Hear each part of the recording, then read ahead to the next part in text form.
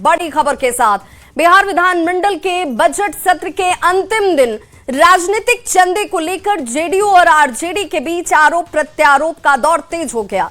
RJD MLC Sunil Kumar ने यह दावा किया कि जिस कंपनी का सालाना टर्नओवर 27 करोड़ रुपए है, उसने जेडीयू को 24 करोड़ रुपए का चंदा दिया है।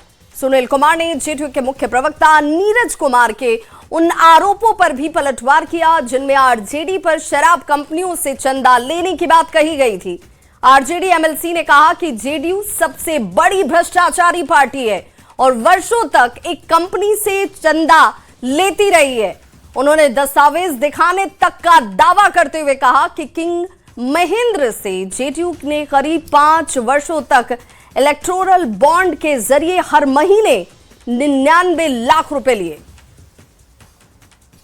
आपकी पार्टी भी प्रत्येक महीना 99 लाख रुपया किंग महेंद्र जी से 5 साल तक लेती रही। उन्होंने चिल्लाना शुरू कर दिया। उन्होंने कहा कि साक्ष्य पेश कीजिए और उन्होंने सदन के बाहर में यह बात भी कहा। तो आज मैं वैसे पार्टी जो इस बिहार में उससे बड़ा भ्रष्टाचारी कोई पार्टी नहीं है, उससे बड़ा कोई दोहन करने वाला कोई पार्टी नहीं है, पूरा बिहार को लूट लिया। लगातार 99 लाख रुपया, ये पूरा डेटा है, 99 लाख रुपया कई वर्षों तक लेता रहा। इसके अतिरिक्त उसने अपने पार्टी फंड में तकरीबन 146 करोड़ रुपया, मैं उस पार्टी का बात कह रहा हूं जिसके शीर्षस्थ नेता समाजवादी चोला पहने रहते हैं, सत हरिश्चंद्र बने रहते हैं और पूरे बिहार को उन्होंने भ्रष्टाचार के आकंठ में डुबो दिया। मैं उसका डेटा दे रहा हूं। तो सुनील सिंह के आरोपों पर जेडीयू एमएलसी नीरज कुमार ने भी पलटवार करते हुए कहा कि आरजेडी ने शराब कंपनियों से पैसे लिए, पश्चिम बंगाल की कंपनी से चंदा लिया। इलेक्टोरल बॉन्ड लेना गुनाह नहीं है, लेकिन आरजेडी ने बिहार में शराबबंदी लागू होने के बावजूद शराब कंपनियों से पैसा लिया। ये लोग कायर हैं। विधानसभा में शराब की डिलीवरी कराने की बात कही थी, लेकिन उनका दावा फुस हो गया। 2019 से 2022 तक हम लगातार 2005 से सत्ता में हैं। हमको 23 करोड़ रुपया इलेक्टोरल बॉन्ड के रूप में मिलता है और राष्ट्रीय जनता दल को 17 महीना में 85 करोड़ का इलेक्टोरल बॉन्ड के रूप में चंदा मिलता है। और चंदा कौन देता है? शराब की कंपनियां चंदा देती है। शराब की कंपनियों ने चंदा दिया तो किस कारण से चंदा दिया, यह स्पष्ट करना चाहिए। और इससे बड़ा जालसाजी क्या होगा? आईएफडीए इंडस्ट्रीज लिमिटेड जो पश्चिम बंगाल की कंपनी है, 2023-24 में मात्र 13 करोड़ 87 लाख उसकी पूंजी है और 35 करोड़ का चुनावी चंदा देता है। हमारा सवाल केवल एक है कि इलेक्टोरल बॉन्ड के रूप में चंदा लेना गुनाह नहीं था, लेकिन आपने बिहार में शराबबंदी था तो शराब की कंपनियों से आपने पैसा क्यों लिया? बिहार विधानमंडल के बजट सत्र के अंतिम दिन शुक्रवार को राजनीतिक चंदे को लेकर सत्तारूढ़ जनता दल यूनाइटेड और विपक्षी राष्ट्रीय जनता दल के बीच आरोप प्रत्यारोप का दौर तेज हो गया।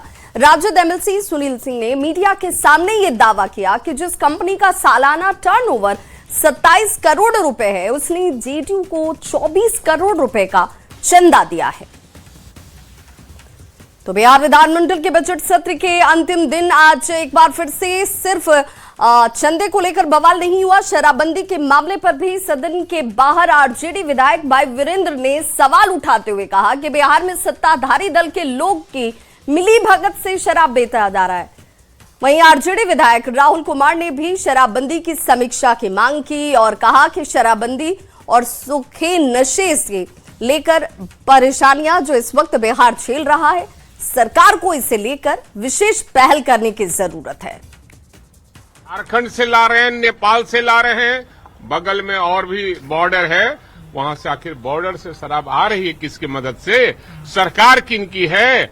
इसलिए ये सवाल ही गलत था कि आपने ये सवाल किया। बीजेपी के नेता ही अब शराबबंदी कानून पे सवाल उठा रहे हैं, समीक्षा सदन में लाने की बात कही जा रही है शराब। अब सवाल है कि बेड डिलीवरी हो रहा है, ये भी आप जानते हैं, होम डिलीवरी हो रहा है, ये भी जान रहे हैं। हमको लगता है कि आज सदन में भी लोग डिलीवरी कर देगा, जो हमको सूचना मिली है।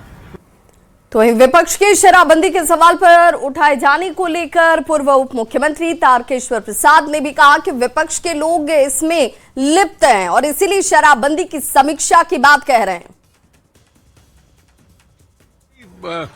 एक चीज आपको ध्यान देना होगा कि राष्ट्रीय जनता दल के ही सदस्य शराब बंदी को हटाने के लिए इतना बेताब क्यों है?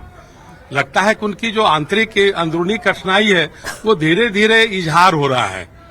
जबकि जिस समय शराबबंदी लागू किया गया था उस समय सभी दलों के उस समय के तत्कालीन जो सदस्य थे विधानमंडल के, उन्होंने अपनी सहमति व्यक्त की थी।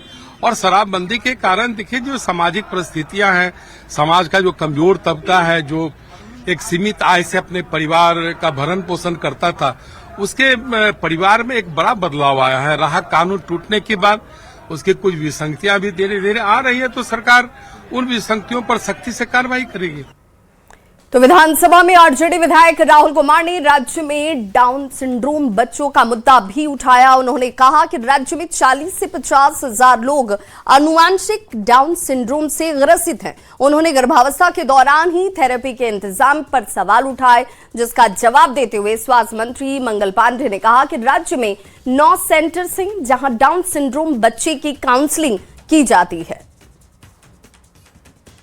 ये महोदय ये काफी भयानक है और जो बच्चे इससे ग्रसित होते हैं उसके परिवार के साथ मतलब जीवन पर्यंत परेशानी झेलनी पड़ती है।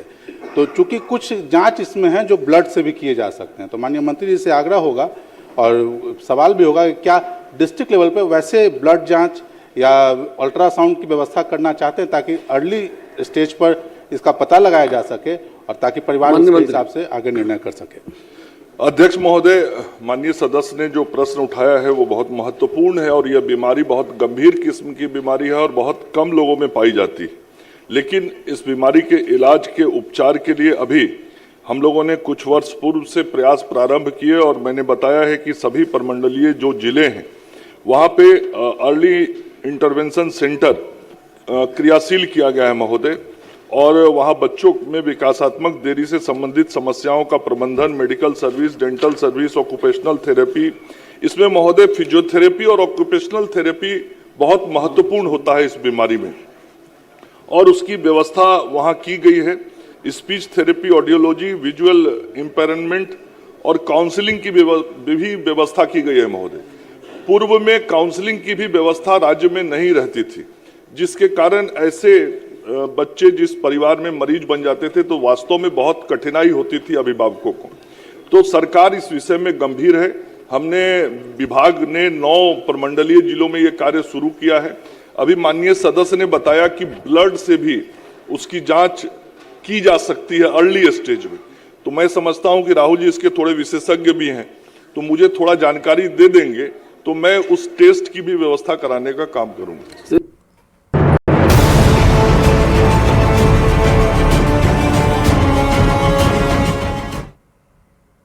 और पूर्णिया में केंद्रीय गृह मंत्री अमित शाह की अहम बैठक इस वक्त चलती हुई। बैठक में केंद्रीय गृह मंत्री नित्यानंद राय, केंद्रीय गृह राज्य मंत्री की भी मौजूदगी है। नित्यानंद राय वहां पर मौजूद हैं। केंद्रीय एजेंसियों के अधिकारी और बिहार सरकार के वरिष्ठ पदाधिकारियों की मौजूदगी भी है। सीमांचल की बदलती डेमोग्राफी को लेकर, जनसंख्या संरचना को लेकर, भारत नेपाल खुली सीमा को लेकर और अवैध घुसपैठ जैसे गंभीर मुद्दों पर चर्चा इस वक्त जारी है। तो नित्यानंद राय समेत वरिष्ठ अधिकारियों की मौजूदगी में सीमांचल के क्षेत्र में और बॉर्डर के चूंकि ये इलाके हैं, नेपाल से इन इलाकों की सीमाएं सटती हैं, उन तमाम बॉर्डर इलाकों में किस तरीके से सुरक्षा इंतजामों को सुनिश्चित किया जाए और घुसपैठियों को लेकर भी क्या कुछ रणनीति है, वो इन बैठकों के जरिए तय की जा रही है। तो एक्सक्लूसिव तस्वीरें इस वक्त बैठक की आपके सामने। अंदर ये बैठकों का दौर इस वक्त चलता हुआ केंद्रीय गृह मंत्री अमित शाह की मौजूदगी में और यहां पर तमाम विभागों के जो महत्वपूर्ण अधिकारी हैं उन लोगों के साथ इस वक्त ये मंत्रणा चल रही है।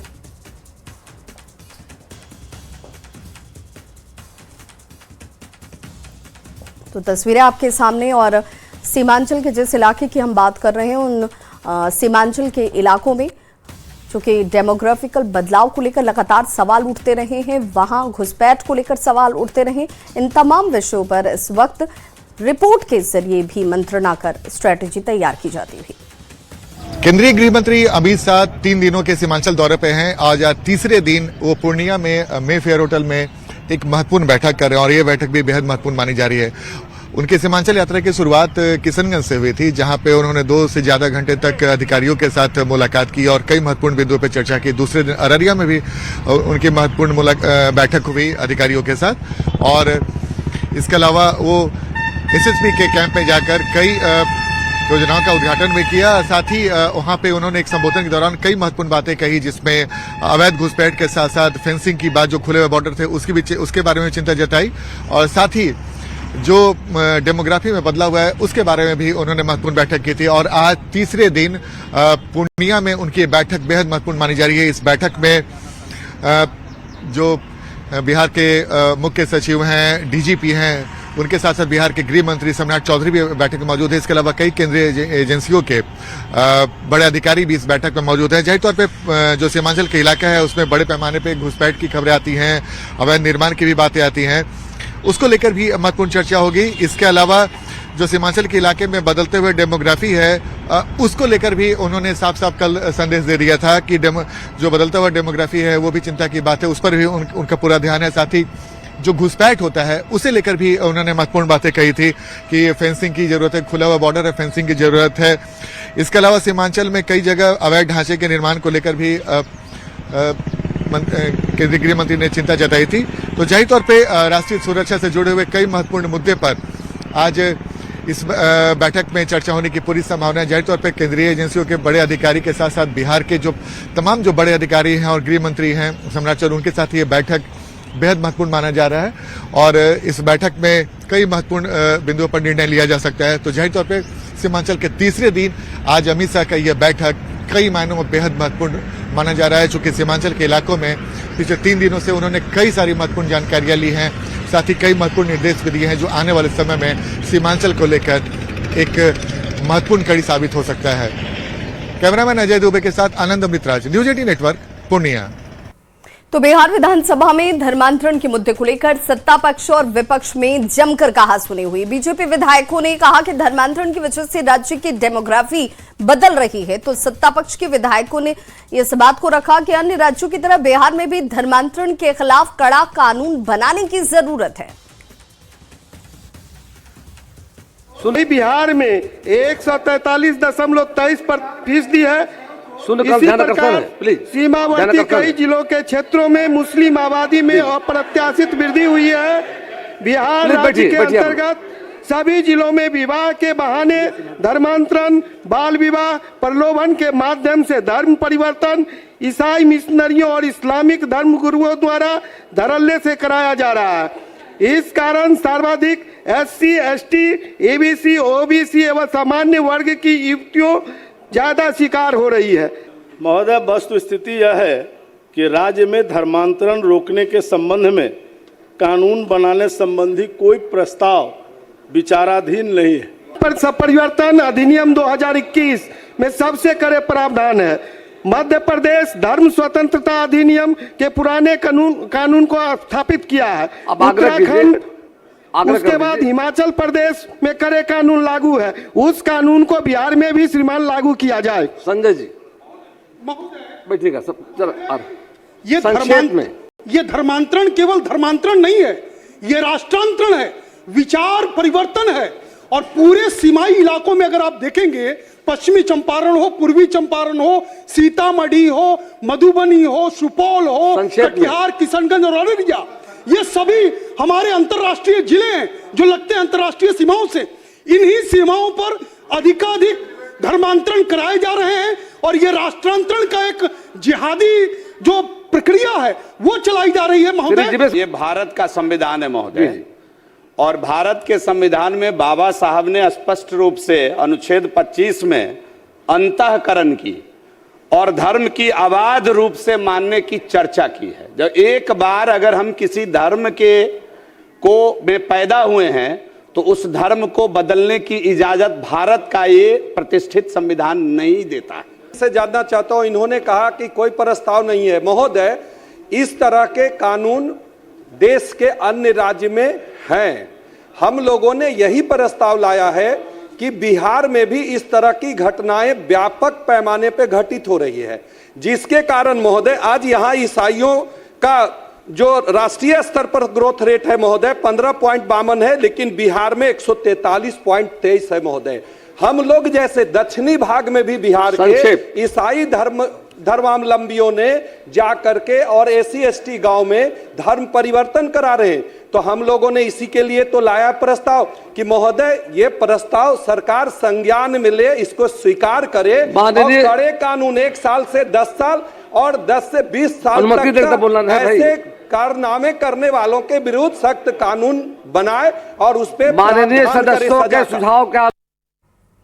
नेता प्रतिपक्ष तेजस्वी यादव के नियंत्रक एवं महालेखा परीक्षक की रिपोर्ट पर सवाल उठाने पर मंत्री अशोक चौधरी ने पलटवार किया। उन्होंने कहा कि विपक्ष को संवैधानिक संस्थाओं पर भरोसा नहीं है तो न्यायालय ले चले जाएं, अपने 15 साल का भी हिसाब दें। साथ ही आरजेडी पर शराब कंपनियों से चंदा लेने का भी आरोप लगाया।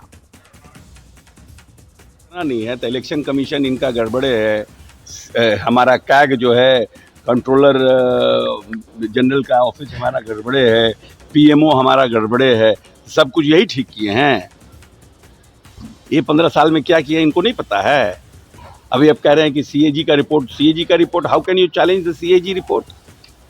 How can you challenge the CAG report? It means that the supreme court is nothing, the high court is every institution is nothing in आपके नजर में कोई भी संस्थाएं वो सही नहीं है।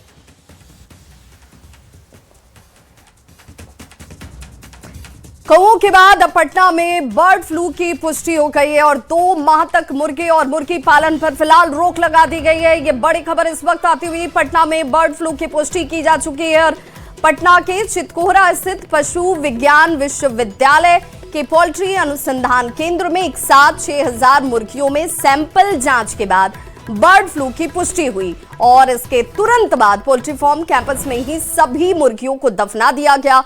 फिलहाल पोल्ट्री फार्म को सील कर दिया गया है और संक्रमण से बचाव को लेकर हर तरफ सैनिटाइजेशन और ब्लीचिंग पाउडर का छिड़काव जारी है। जिला प्रशासन ने पटना के क्षेत्र में मुर्गियों को बाहर लाने और बाहर से यहां प्रवेश को लेकर फिलहाल रोक लगाई है।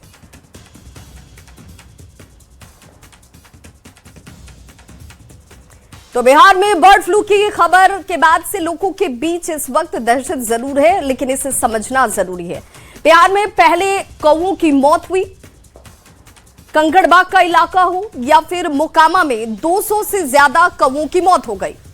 भागलपुर, कटिहार और दरभंगा में भी मरे हुए पक्षी मिलते हैं।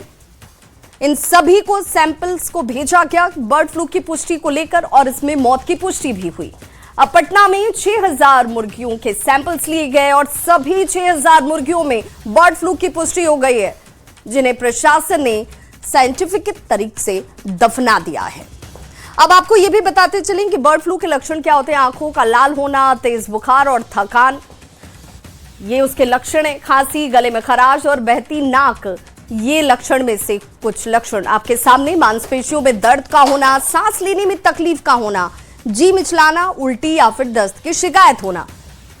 ये समझना भी बहुत जरूरी है कि हम इससे अपने आप को बचाएं कैसे, इस बारे में आपको बताते हैं। तो पक्षियों के संपर्क में आते समय मास्क, दस्ताने और चश्मे जरूर पहनें।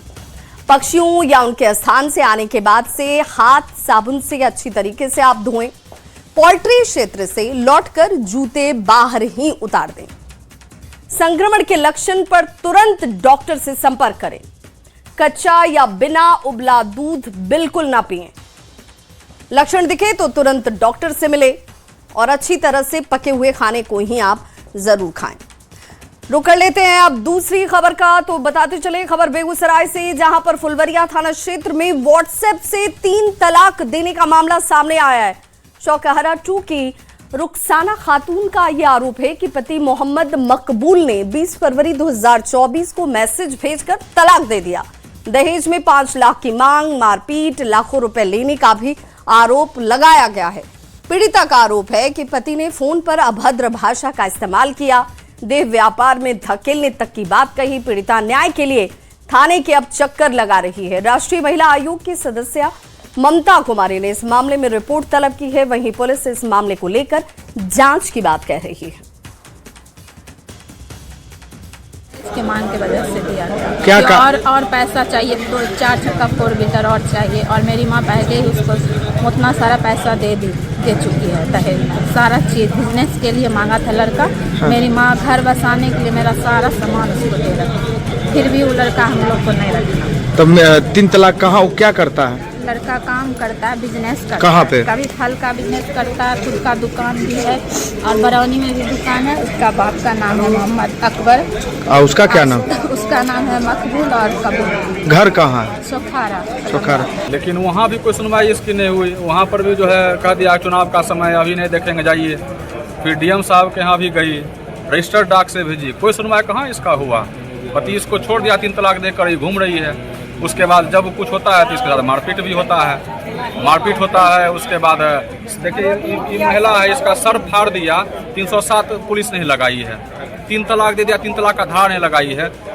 दहेज का मांग करता है, उसका धारा नहीं लगाया। बताइए पूरा डिटेल, लंबे समय से चल रहा है तो उसके लिए मैंने उनके जो अधिकारी, जो पुलिस उसका आयु है वो उसको देख रहा है। इसमें समय मांगे कि हमको 1 सप्ताह का समय दीजिए। तो क्या आप तो बिहार पूरे देश में 3 तलाक बैंड है, लेकिन फिर भी 3 तलाक दिया जा रहा है मोबाइल के माध्यम से, तो क्या लग रहा है समाज अभी भी जागरूक नहीं है क्या? समाज में तो जागरूकता की जरूरत है ना।